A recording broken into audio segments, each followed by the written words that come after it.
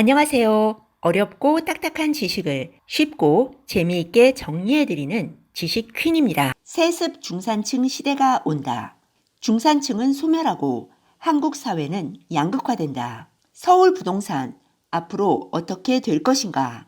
지식 퀸에서는 중산층 몰락의 시대라는 시리즈에서 늘어나는 세금과 글로벌화로 앞으로 중산층이 소멸되는 시대를 맞을 것이라고 전망했습니다. 한국 경제의 기본 동력이 제조업에서 서비스업으로 바뀌면서 수출 대기업의 제조업 일자리가 빠르게 사라지고 있습니다. 그리고 이 모든 현상은 중산층의 소멸과 지방 부동산의 몰락을 가져오고 있습니다. 지식퀸에서는 다양한 책을 통해 현재 이 추세가 어떻게 진행되고 있으며 앞으로 어떻게 심화될 것인지, 이로 인해 한국 부동산 시장에는 어떤 변화가 일어날 것인지, 더 나아가 자녀들이 어떤 경쟁력을 갖추어야 미래에 살아남을 수 있을지 정리해 보겠습니다. 오늘 소개해 드릴 책은 세습 중산층 사회입니다. 이 책을 쓴 조귀동 씨는 서강대학교 경제학과 박사과정에 재학 중이며 그동안 한국 경제의 구조와 그 변화 과정에 대한 글을 써왔습니다. 이 책은 다양한 통계와 기업의 인터뷰를 통해 이제 중산층에 진입하는 것은 개인의 노력의 문제가 아니며 한국에서 중산층이라는 지위는 세습화되어 가고 있다고 진단하고 있습니다.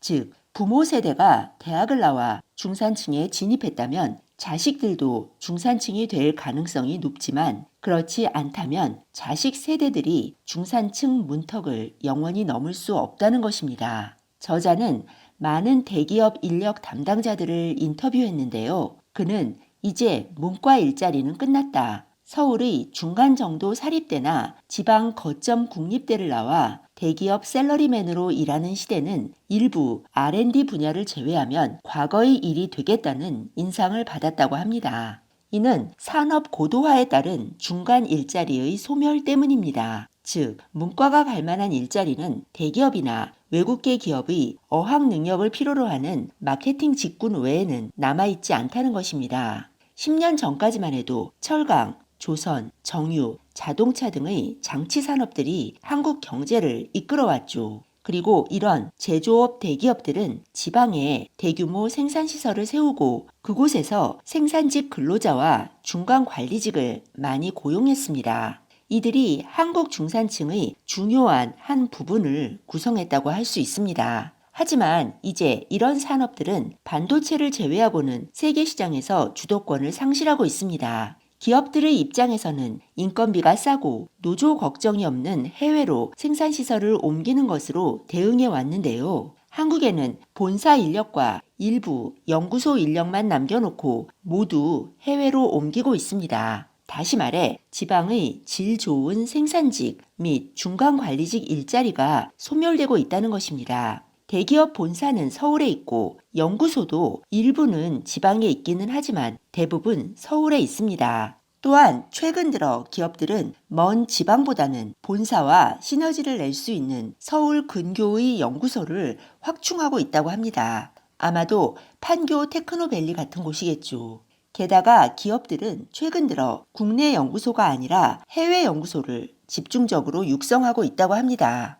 이 책에 따르면 이미 2013년도부터는 해외 연구소 인력 규모가 국내 연구소 인력 규모를 앞섰다고 하네요. 부동산의 핵심은 일자리입니다. 사람들이 굳이 가격이 비싼 도시에 집을 마련하는 이유가 무엇일까요? 1시간 내에 편하게 출근을 하고 자녀들에게 좋은 교육을 받게 해서 그들에게 좋은 일자리를 마련해 주기 위해서입니다. 그런데 이 책에 따르면 기업들은 지방의 일자리는 없애고 서울의 일자리는 동결하고 있으며 해외의 일자리를 늘리고 있네요. 문과가 취업이 안 된다는 사실을 우리는 다 알고 있습니다. 그런데 일반적인 인식과는 다르게 이공계 일자리도 줄어들고 있다고 합니다. 통계에 따르면 제조업종 대기업의 일자리가 가장 빠르게 감소하고 있으며 연구개발 관련 직종도 늘어나고 있지 않다고 합니다. 대신에 가장 빠른 속도로 늘어나고 있는 직업은 음식 서비스 종사자라고 합니다. 그 다음이 보건업 및 사회복지 서비스업과 교육 서비스업이라고 하네요. 즉, 장기간에 걸쳐 안정된 소득을 제공해주는 양질의 대기업 일자리는 사라지고 있으며 그 빈 공간을 요식업, 보건, 공무원, 학원 등이 채우고 있다는 뜻입니다. 이 책은 일자리의 양극화를 지적하고 있습니다. 전문직과 저숙련 서비스 일자리는 늘어나고 있으며 중숙련 일자리가 빠르게 사라지고 있다고 합니다. 전문직, 기술직은 꾸준히 일자리가 늘어나고 있다고 합니다. 이들 직군은 추상적이고 루틴화하기 어려운 임무를 수행하기 때문에 기계화, IT화의 영향도 상대적으로 적게 받습니다. 경비직, 요식업, 청소업, 돌봄 서비스 등 저숙련 서비스 일자리도 늘어나고 있다고 합니다. 이러한 서비스도 기계로 대체하기 어려운 대면 서비스이기 때문에 수요가 증가하고 있으며 이에 따라 저숙련 서비스 일자리의 임금도 올라가고 있다고 합니다. 물론 우리는 최저임금의 가파른 상승도 여기에 한몫을 했을 것으로 추측할 수 있습니다.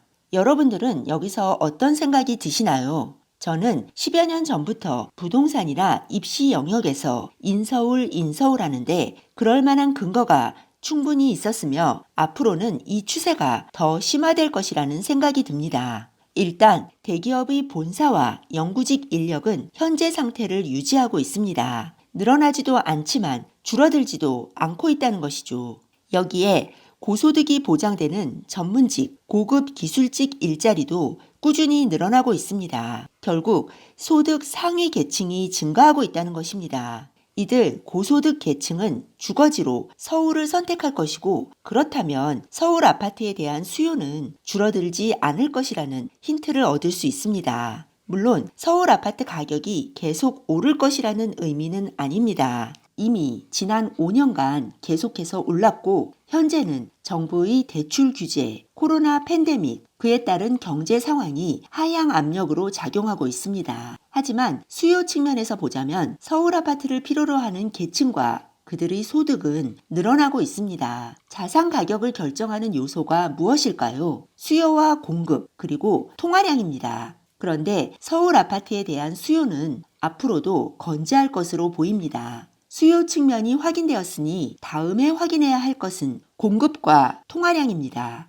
앞으로 서울 아파트 가격을 예측하려면 공급이 어느 정도로 진행될 것인지, 돈이 얼마나 풀리는지를 확인해야 할 것으로 보입니다. 고소득층이 늘어나고 있는 반면에 중산층의 허리를 담당했던 대기업 지방 생산직, 관리직은 가파르게 줄어들고 있으며 이 추세는 바뀔 것 같아 보이지 않습니다. 결국 양극화입니다. 서울과 지방의 양극화, 고소득 계층과 저소득 계층의 양극화. 이 책은 예전처럼 지방 국립대를 졸업해서 지방에 위치한 대기업에 취직해 중산층 대열에 합류하거나 자동차, 조선, 석유화학, 전자산업 대기업 생산직으로 서울의 대졸, 화이트칼라 부럽지 않은 고소득을 얻는 삶의 기회는 이제 거의 존재하지 않는다고 지적하고 있습니다.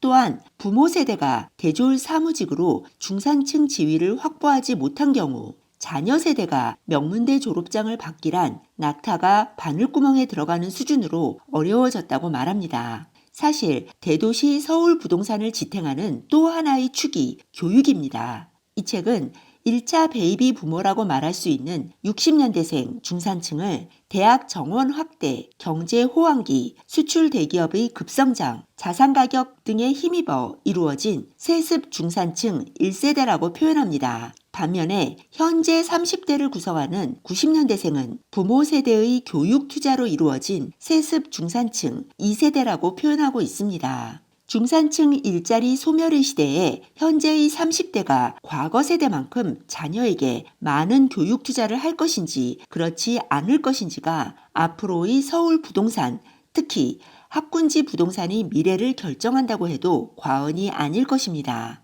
다음 시간에는 이 부분에 대해 살펴보겠습니다.